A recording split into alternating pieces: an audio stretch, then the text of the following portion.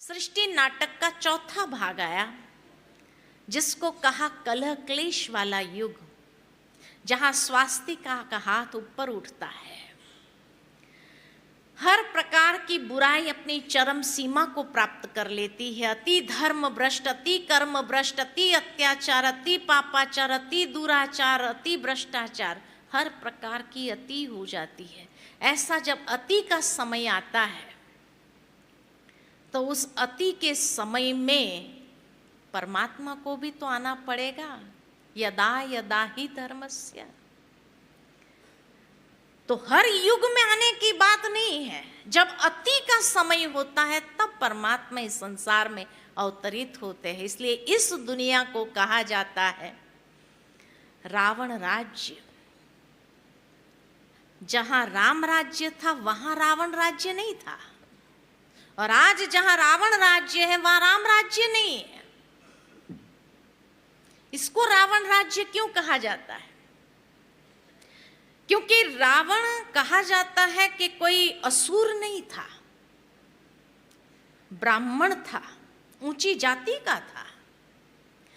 रावण जैसा विद्वान कोई नहीं, 10 इंसानों जितनी बुद्धि थी उसके पास, शास्त्रों का ज्ञाता था, बहुत विद्वान था। रावण जैसा शक्तिशाली कोई नहीं। ब्रह्मास्त्र, अग्नि अस्त्र, वायु अस्त्र, ये विभिन्न अस्त्र उसको प्राप्त हुए थे तपस्या की शक्ति के माध्यम से। रावण जैसा भक्त भी कोई नहीं मिलेगा। खूब भक्ति करता था, शिव भक्त था। और रावण जैसा धनवान भी कोई नहीं, पूरी सोने की लंका थी। जीवन की जो 4 आवश्यकता मानी जाती है, चारों ही रावण के पास थी। अर्थ, बल, बुद्धि और भक्ति। लेकिन फिर भी उसका सर्वनाश हुआ। क्यों? क्योंकि 2 बातों की कमजोरी थी उसकी। कौन सी? अहंकार चरम सीमा पर था और चरित्र भ्रष्टता उसके अंदर आ गई, अनैतिकता। और ये 2 बातों के कारण उसका सर्वनाश हुआ। आज की दुनिया भी रावण राज्य है। क्यों? क्योंकि सभी प्राणियों में उत्तम प्राणी कौन है? मनुष्य उत्तम प्राणी है। मनुष्य जैसा विद्वान कोई नहीं है। बहुत इंटेलिजेंट है। आज बच्चों का आईक्यू निकालो, लोगों का आईक्यू निकालो, कितना आईक्यू है उनका, इतना हाई आईक्यू लेवल है ना। मनुष्य हवा में उड़ने लगा है, आकाश मार्ग से जाने लगा, समुद्री मार्ग से जाने लगा है रावण की तरह, है ना। इतनी बुद्धि है, ऐसा विकास किया है उसने। मनुष्य जैसा शक्तिशाली कोई नहीं। मिसाइल पावर है, अग्नि अस्त्र, वायु अस्त्र, पृथ्वी अस्त्र, ब्रह्मास्त्र, मिसाइल्स के नाम है, जो मनुष्य ने भी अपनी तपस्या से उसको बनाया है। मनुष्य जैसा भक्त भी कोई नहीं मिलेगा। गली गली में मंदिर है, एक ही गली में कितने मंदिर मिलेंगे। खूब भक्ति कर रहा है।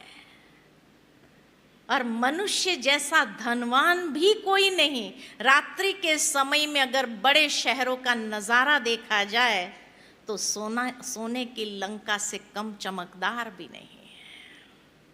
पॉम्प एंड ग्लैमर की दुनिया है ना। हवाई जहाज से नीचे देखो तो जैसे सोने की दुनिया चमक रही हो पूरी, ऐसा नजारा दिखाई देता है। तो इसलिए कहा आज मनुष्य के पास भी चारों ही शक्ति है, अर्थ, बल, बुद्धि और भक्ति। लेकिन फिर भी मनुष्य किस ओर आगे बढ़ रहा है? अपने ही सर्वनाश की ओर। क्यों? क्योंकि आज मनुष्य जीवन में भी 2 बातों की कमजोरी आ गई। अहंकार चरम सीमा पर है और चरित्र भ्रष्टता आ गई है, अनैतिकता।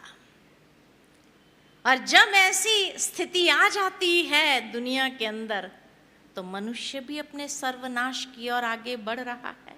इसलिए कहा ये रावण राज्य है।